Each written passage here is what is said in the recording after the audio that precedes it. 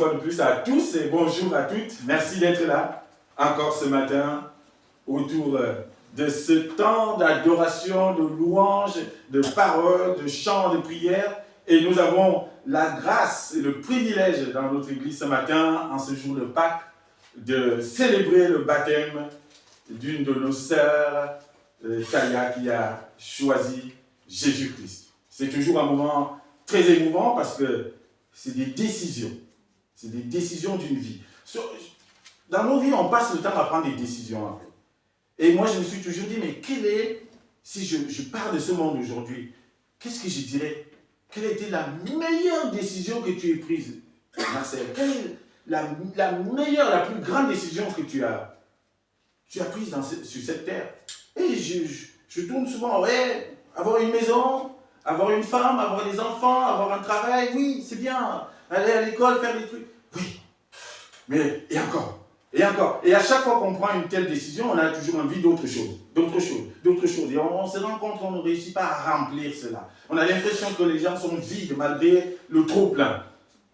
Mais c'est parce que je me suis rendu compte un jour qu'en fait, il me manquait quelque chose. Ce qui vient combler tout cela. Ce qui vient garantir ton bonheur, en fait.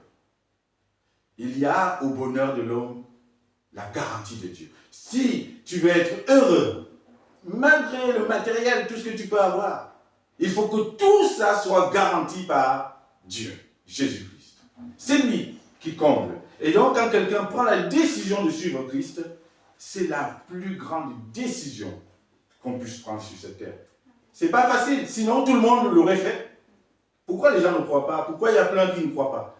Parce que c'est pas facile. Il faut être saisi d'une certaine manière. Il faut que le Saint-Esprit te convainc, c'est pas moi. Je peux parler, je peux prêcher tous les dimanches, je peux crier, je peux sauter, chanter comme vous voulez. Mais si le Saint-Esprit ne convainc pas, ne vient pas te dire à toi tout seul, dans ton coin, c'est pas je ne serai pas là, qu'il y a quelque chose. Ça arrive. Donc, nos prières, c'est que le Saint-Esprit saisisse le monde et touche les cœurs et que les gens disent oui, moi aussi, j'ai choisi Jésus-Christ. Alors ce matin, nous allons lire la parole dans l'évangile de Marc, au chapitre 16, versets 1 à 8.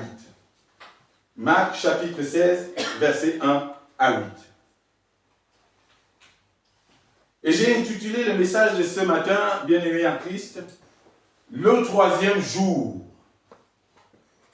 Le troisième jour, on en parle souvent dans les prières, dans nos confessions de foi et dans les paroles et prédications. Le troisième jour. Et Jésus-Christ, tout au long de sa vie, il a passé le temps à expliquer à ses disciples, vous savez, un jour, je serai arrêté, je serai maltraité, je serai crucifié, je serai même mis au tombeau, mais le troisième jour, je ressusciterai de moi.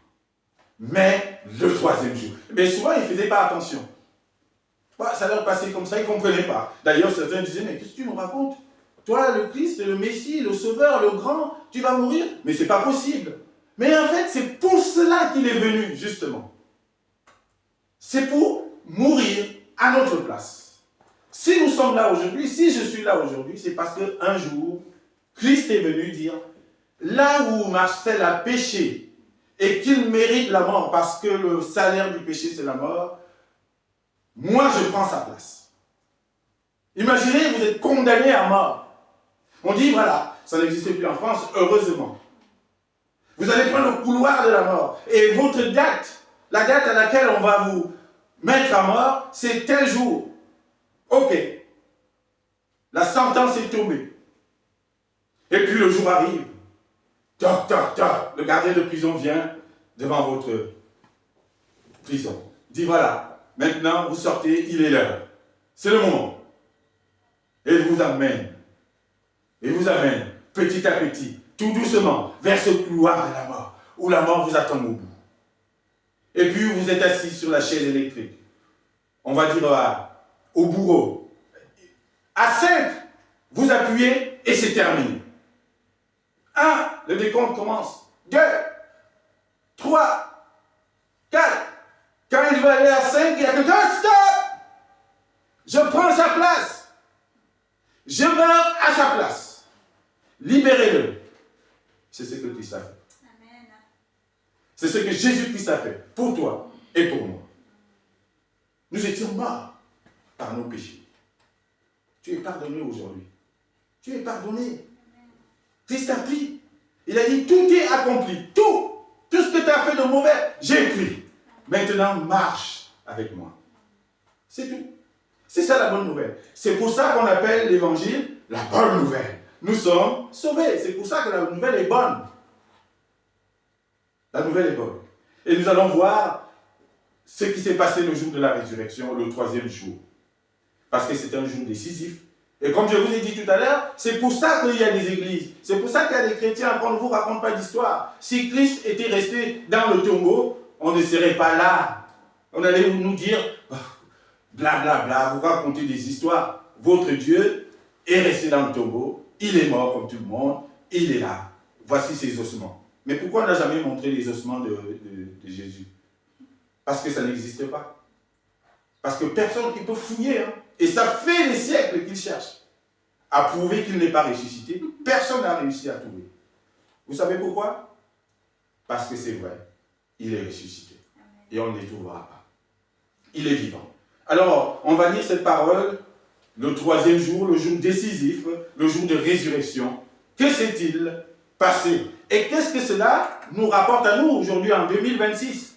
De savoir que ce jour-là, il y a 2026 ans, quelqu'un est ressuscité quelque part. Qu'est-ce que ça me rapporte, moi? C'est ça, c'est la question qu'on peut se poser. Alors, on va essayer de voir ça. Alors, lisons cette parole.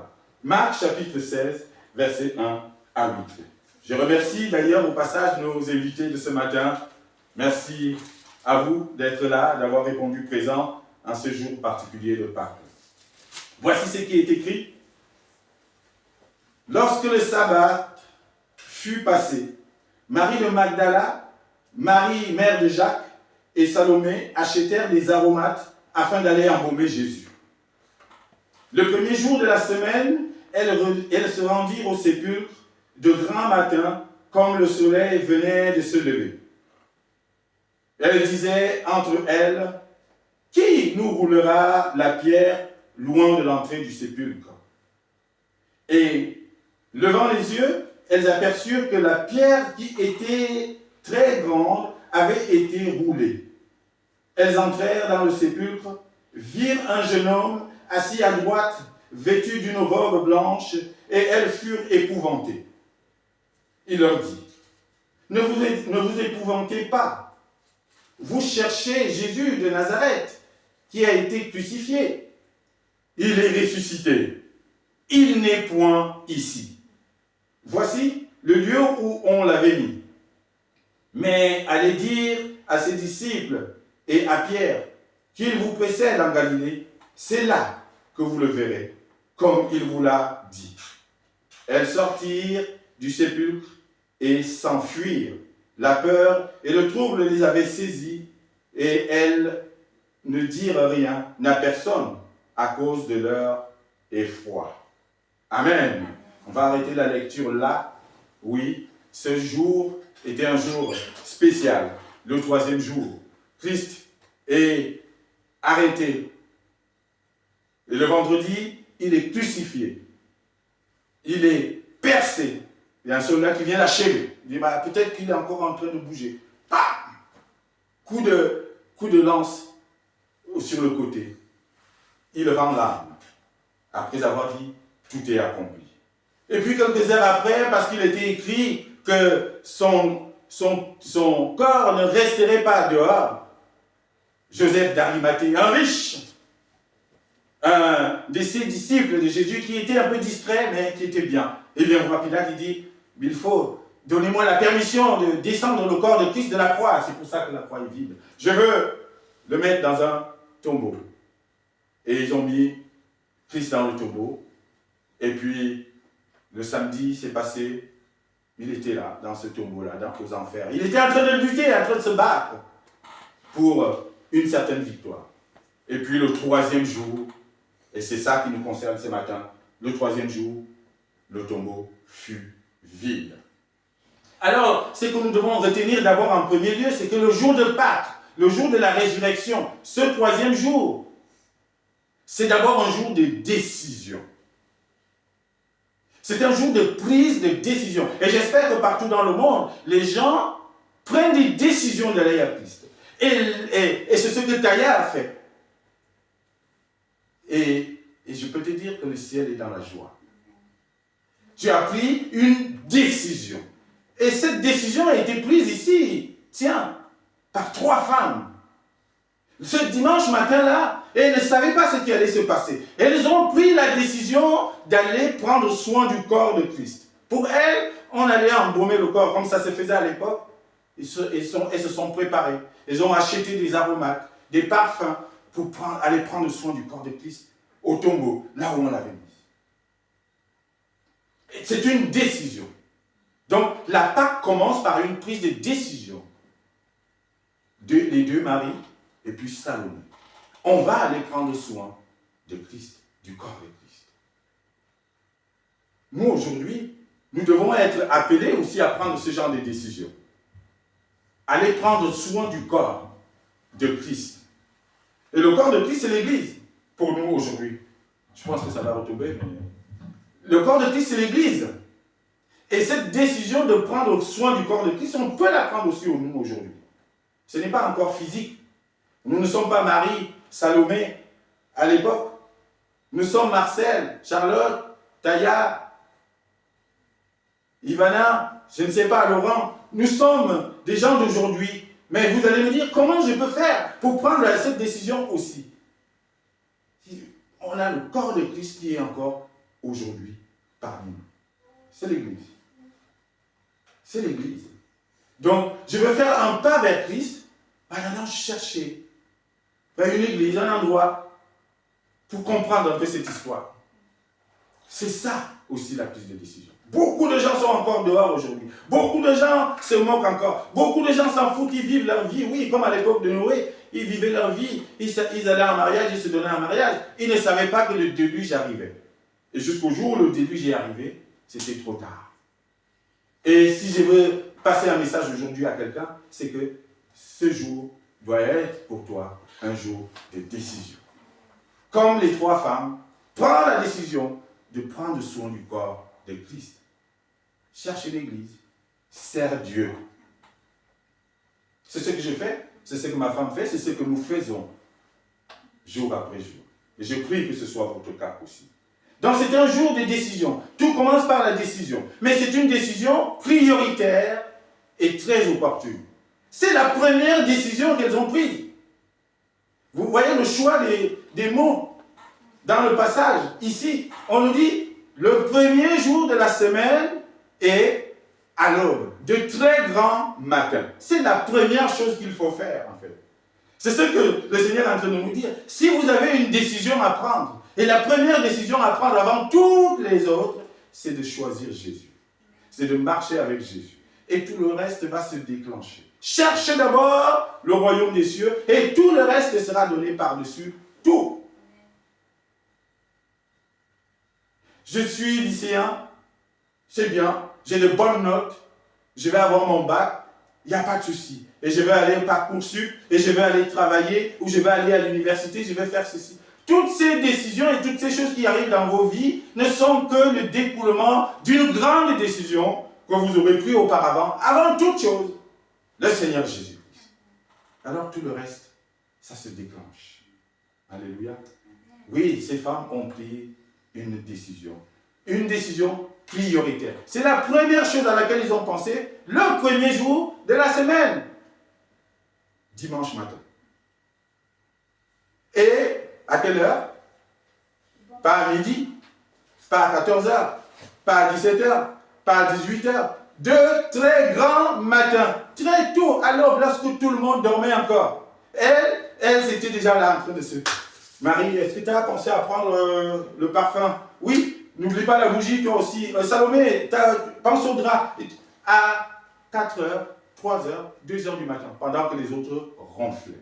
De très grand matin. Pourquoi? Pour montrer à quel point cette décision les tenait à cœur. C'était la priorité pour elle. Ben, elle n'en dormait presque pas. Ils n'en ont pas dormi. La preuve, c'est que de très grands matins, ils étaient debout.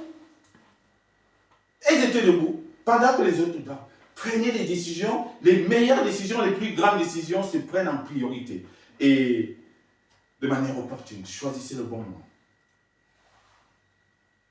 Quand il n'y a pas trop de bruit, quand il n'y a pas trop de je ne sais pas quoi autour de vous, prenez le temps et choisissez ce bon moment-là. À part, seul, à l'écart, peut-être, ou avec quelqu'un, d'homme de confiance, la femme de confiance, j'en sais rien. Mais cherchez le bon moment. Ils ont pris la décision très tôt le matin. Parce qu'elles ne voulaient pas être influencées par les bruits du monde, par les autres, peut-être par Jean ou je ne sais pas quoi, qui allait se réveiller, leur dire « Ouais, mais vous pensez vraiment que c'est une bonne chose d'aller au tombeau là ?» Non, elles ont dit « On fait le matin pendant que personne ne peut nous influencer. Comme ça, nous sommes sûrs de prendre la bonne décision et au bon moment. » Le contexte compte, bien aimé en Christ. Décision prioritaire, mais décision opportune, au bon moment, de grand matin, très tôt. La troisième chose à retenir, c'est que, ben oui, quand on prend la décision d'aller à Christ, quand on prend une telle décision spirituelle, comme Taïa, Dieu merci, quand on prend la décision d'aller servir Dieu, il y a quelqu'un qui n'est pas content. Vous savez, il y a les forces du mal. Vous savez, il y a le diable. Ça existe. Et lui, il ne va pas vouloir que tu ailles servir Jésus. Parce qu'il est contre lui. C'est son ennemi, c'est notre ennemi. Et donc, quand tu décides d'aller, quand ton cœur te dit, vas-y, il va toujours mettre quelque chose sur ta route pour t'empêcher d'y aller, justement. Mais il faut être lucide. C'est là qu'il faut dire, Marcel, je ne comprends pas. Moi, j'ai envie, mais il y a un truc, chaque fois, il y a un truc. La pierre. Il peut y avoir une pierre sur ta route. Et il y avait un obstacle à cette décision des femmes. La pierre, la question se pose, alors qu'elles sont en train de marcher pour aller au tombeau. Et il leur vient à l'idée, il y a un obstacle. On a tout préparé, on a du parfum, on a tout, on est prête. On s'est levé même très tôt, mais on n'avait pas pensé qu'il y a un obstacle. La pierre. La grosse pierre qu'on a mise sur le tombeau et qui était lourde. Et les trois femmes ne pouvaient pas l'enlever. C'était tellement lourd. Qui nous roulera la pierre? Voilà la question que les femmes se posent pendant qu'ils sont en train de marcher vers ce tombeau. Qui? La pierre, c'est ton obstacle. La pierre, c'est cette chose-là qui te tient le plus à cœur et qui t'empêche de donner ta vie à Christ. La pierre, c'est cet obstacle-là, ce péché-là que tu traînes encore et qui t'empêche de te livrer totalement à Christ. C'est la pierre. Et qui va te rouler cette pierre? Qui? On a toutes sortes de prétextes pour ne pas venir à Christ. On a toutes sortes de prétextes pour ne pas aller à l'église. On a toutes sortes. Ouais, mais j'ai tennis le dimanche matin, laisse tomber. Moi, tu sais, je dois amener mon enfant à tel endroit. Oh, le dimanche matin, je dors. Oh là, la grasse mat, parce que moi, le samedi soir, je travaille à fond. Et toutes sortes de prétextes. Moi, j'ai entendu de tout. Pour justement finir par te dire, Marcel, je ne peux pas venir. Une fois, deux fois, trois fois. Et puis je dis, oui, Seigneur, c'est dur. Et je prie pour ces gens-là. Je dis, c'est dur. C'est dur.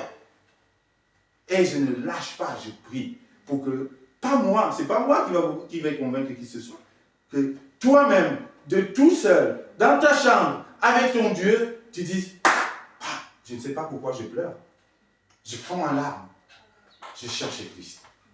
Et il y a des obstacles, et vous devez le savoir. Et merci, Taïa, parce que tu as été au-delà des obstacles. Il y a eu des obstacles, et on en a parlé, et il y en a plein qui viendront encore. Mais tu as dit, je fonce. Tu as reconnu que ça, c'est la pierre. C'est la pierre qui est devant là. Je suis en train de marcher pour aller prendre soin du corps de Christ, et il y a une pierre là. Mais cette pierre, je vais la détourner par la force de Dieu. Alors pendant qu'ils étaient en train de demander, mais qui nous roulera la pierre, mon Dieu, qui va enlever cette pierre? Ils étaient en train de marcher comme ça, tête baissée, tête baissée. Et puis, la parole nous dit, elles ont levé la tête. Oh bien aimé en Christ. Et il y a beaucoup de jeunes dans cette salle. Génération tête baissée. C'est comme ça que je vous appelle. Parce qu'on est tous là, avec nos portables, et tout. On ne dit plus bonjour, on ne regarde pas ce qui se passe à côté, ni à gauche, ni à droite. On marche comme ça, on fonce. Et puis on risque de tomber sur le mur ou de cogner la tête. parce que tellement la tête est baissée. Dieu te dit ce matin, lève la tête. Amen. Lève les yeux. C'est ça qui se passe dans le texte. Il dit, dès qu'ils ont levé les yeux, qu'est-ce qu'ils ont vu? Ah, comme par hasard, l'obstacle a disparu. Il n'y a plus la pierre. Waouh! Lèvez les yeux. Prenez le temps de lever les yeux. Oui, de temps en temps au portable, oui, mais lève les yeux. Regarde ce qui se passe autour de toi. Pensez-y, réfléchis. Lève les yeux, pense à ta vie. Pense à ta vie. Où est-ce que je suis? Est-ce que je peux servir? Est-ce que je connais Christ? Il est qui, Christ? C'est qui? Lève les yeux. Donc le jour de Pâques, c'est le jour aussi où Dieu nous dit, lèvez les yeux. Le monde aujourd'hui, chacun vit son petit truc, chacun fonce dans son petit couloir, on ne fait pas attention à l'autre, on ne fait plus attention à celui qui souffre à côté, on ne regarde même plus celui qui appelle au secours, on ne voit même plus que les gens sont en danger, on fonce, chacun fonce, tête baissée. Et l'obstacle que tu penses être un obstacle insurmontable, Dieu te dit, c'est rien. Ce n'est qu'une toute petite souris. Il suffit juste de lever les yeux spirituellement. Il suffit juste de faire confiance à Jésus-Christ et dire, cet obstacle, cette montagne, tu peux me la déplacer, Seigneur. Elle ne va pas me dépasser. C'est ça, lever les yeux. Spirituellement, c'est de dire, oui, c'est un obstacle, oui, c'est une pierre, mais je fais confiance à Jésus-Christ, il va me l'enlever. Et moi, je vous assure qu'il m'a enlevé les épines des pieds, il m'a enlevé les pierres, il a enlevé les obstacles dans ma vie, dans des situations où je me disais, mon Dieu, comment je vais m'en sortir?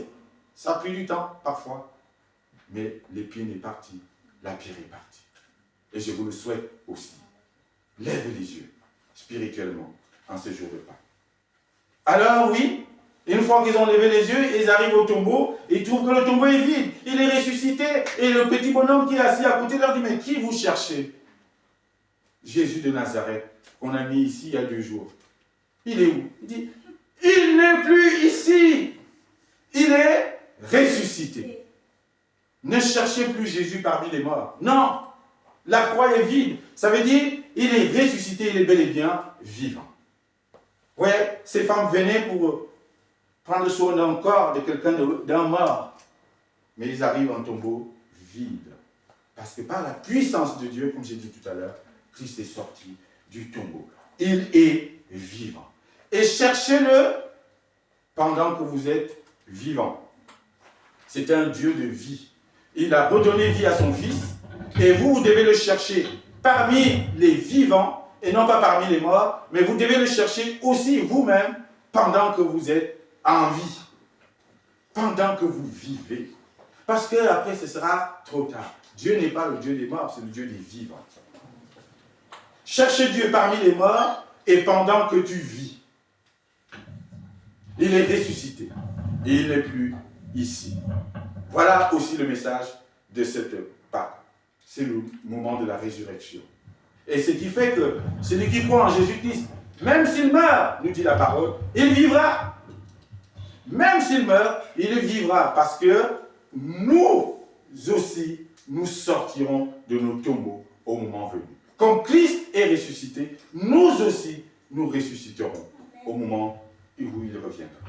Donc c'est un Dieu de vie. Pour finir, bien-aimés en Christ, l'une des choses que nous devons retenir aussi en cette matinée, c'est qu'une fois que nous avons constaté le tombeau vide, une fois que nous avons vu qu'il n'y a plus personne, il n'est plus ici et qu'il est ressuscité, alors nous avons une mission. C'est d'aller dire, c'est d'aller raconter, c'est d'aller dire aux autres, allez dire. Et c'est ce que cet homme qui trouve au tombeau leur dit, allez dire aux autres. Allez dire à ses disciples qu'il vous attend en Galilée. Et notre mission en tant qu'Église, ma mission, c'est de proclamer ce message jour et nuit à tout le monde. Christ est vivant. C'est ça que nous voulons vous dire et c'est cela que nous annonçons au monde. Là où vous êtes en ce moment, en ce dimanche de Pâques, vous allez fêter, vous allez manger, vous allez boire, vous allez faire tout ce qu'il faut, mais sachez pourquoi vous faites cela. Christ est vivant. Amen. Amen.